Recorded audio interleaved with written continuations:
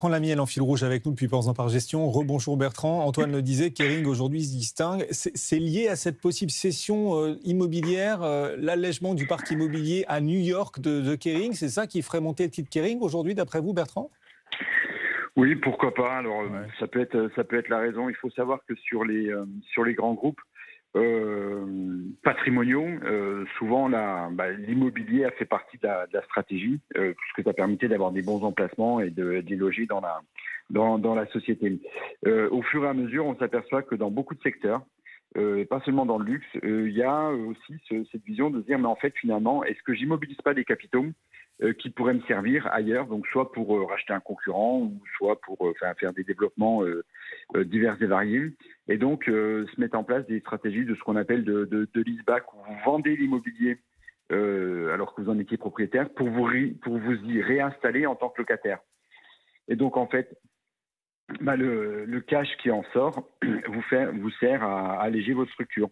On l'a vu chez Accor, hein, vous voyez, même dans l'immobilier, dans l'hôtel, on pourrait se dire, quand même, ça fait partie de la stratégie. On voit qu'il y a des groupes immobiliers qui décident d'y aller en asset light, c'est-à-dire de vendre le patrimoine immobilier pour se concentrer sur l'exercice. Là, en l'occurrence, pour Accor, c'était hôtelier. Les banques aussi ont eu pas mal cette stratégie où elles gardaient des bons emplacements. Par contre, sans en être nécessairement propriétaire, elles vendaient ça à une structure immobilière pour pouvoir se reconcentrer et réinvestir sur soit de l'informatique ou de la croissance externe. Donc oui, ça peut être bien vu pour alléger le sujet Kering, parce que le problème, c'est que les bonnes nouvelles, malheureusement, ne vont pas venir tout de suite du chiffre d'affaires. Il y a des difficultés dans le secteur, et on a vu dernièrement qu'il y avait des marques en Chine qui étaient en train d'essayer de grimper sur le podium. Donc on voit qu'il y a du luxe. Alors là, en l'occurrence, dans l'exemple que j'avais, c'est à la chinoise.